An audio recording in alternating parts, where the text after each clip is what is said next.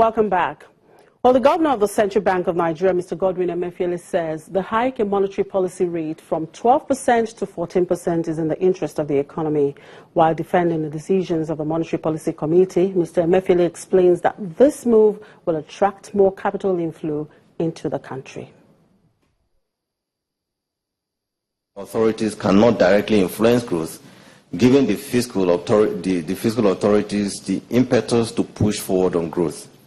But like I read in the communique, MPC members felt that that was still is coming in rather quite slowly. But at this meeting, you will also notice that we took a lot of time to deliberate on whether to favor growth as against inflation.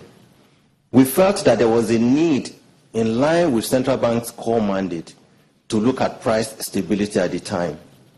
That if we favor price stability at this time, in which case signal an interest rate movement that will curtail inflation, that when we curtail inflation, a lot more stakeholders' interests would have been sort of met, thereby encouraging, in this case, inflow of capital into the country. And as you have more inflow of foreign exchange into the country, what that does is that it deepens the FX supply base.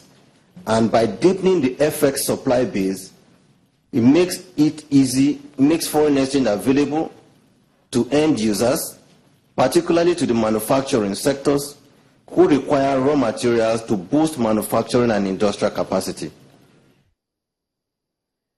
Godwin Emefiele, the CBN governor. Well, aside from voting to increase the benchmark interest rate from 12% to 14%, the Monetary Policy Committee also voted to retain the cash reserve ratio at 22.5%, held liquidity ratio at 30%, and retained the asymmetric corridor at plus 200 basis points and minus 500 basis points. Nigerians were not the only ones waiting for this announcement. The international investors are also interested to know the outcome of that meeting. And so, what is the thinking of the international community about this recent decisions? Let's talk to the chief economist at Exotics Partners London, Alan Cameron. Good afternoon, Alan.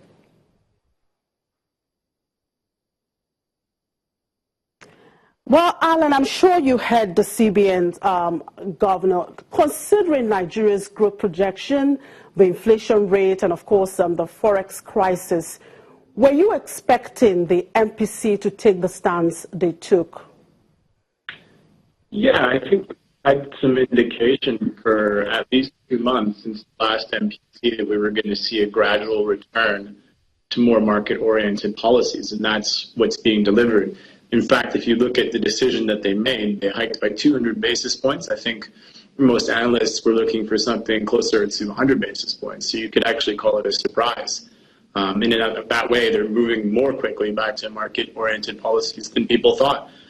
So our view from here is that it's a good decision. Obviously, it's not an easy one to make. The decision on the FX rate is not an easy one to make either. But I think these are bold decisions, and they're going to set the country back on the right course.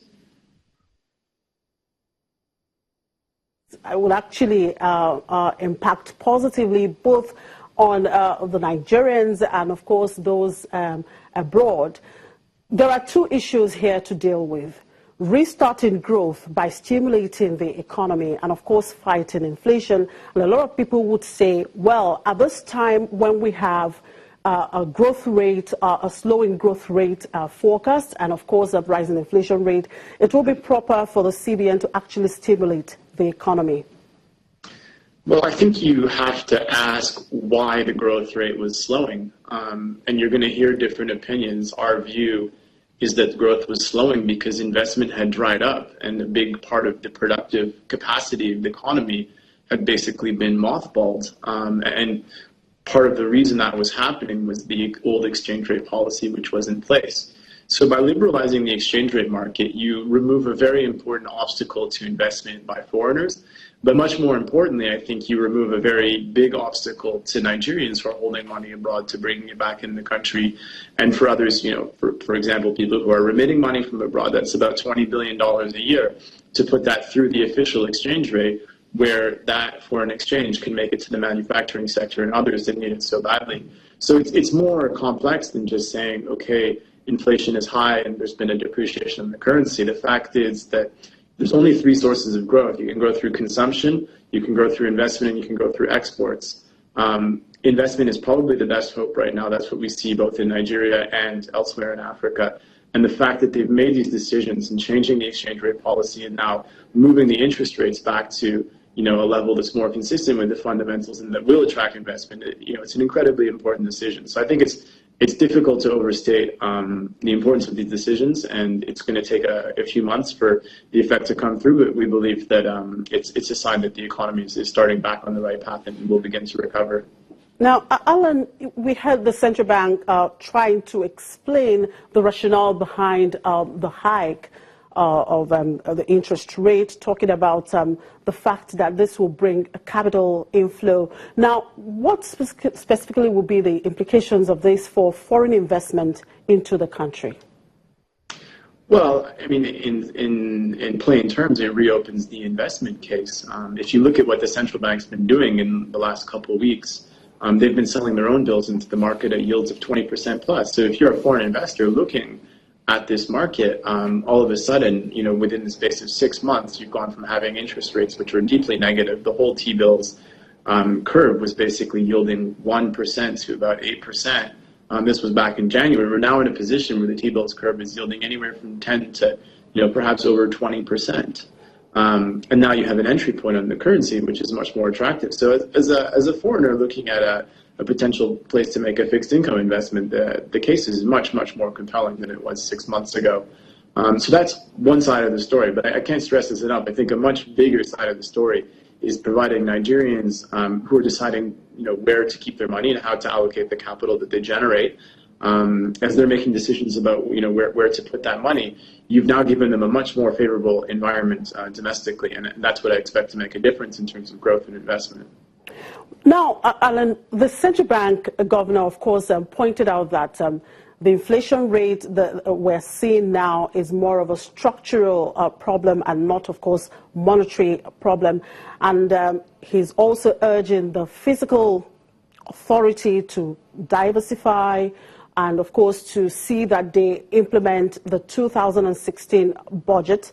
Now, talking about monetary policy and, of course, the fiscal side, how can they begin to create this synergy so that both of them can actually complement themselves?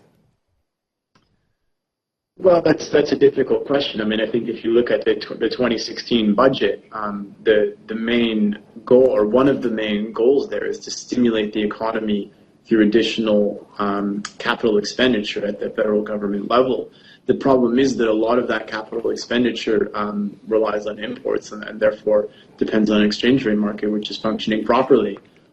We didn't have that in January. I think we're 90% of the way there now. There's some teething problems in the market, but I'm confident that they will be resolved. So I think in terms of achieving a synergy between fiscal and monetary policy, these two things come together quite strongly on the exchange rate, and that's a big thing that's now been fixed. So that's what I would say. We didn't have much synergy before, but now we do have much better synergy. All right. Thank you very much for your time, Alan. Alan Cameron, Chief Economist at Exotics Partners, London. Now let's quickly take a look at how the interbank foreign exchange market is doing today after the MPC's decision. I'm being joined by a forex dealer at Diamond Bank, Uyi Ohenyen. Good afternoon, Uyi. Now, tell me, how is the market reacting to the MPC's decision today? Okay, thank you very much. The interbank market is open at 311.5 and 312 figure are relatively active most part of the day. We're seeing rates trading between 310 and 335.5, which represent the low and the high for the day. However, as a result of the monetary policy decision of yesterday, raising the interest rate from 10 basis points to 14 basis points, which is a good one for the industry, we believe that with this and all other forward futures and other things that we are putting in place, we increase the flows from foreign investors. So at the moment, today, we see a lot of activities in that market. All right, thank you very much, Uyi. I will take a quick break now. When we return, we'll look at the activities at the fixed income market. Do stay with us.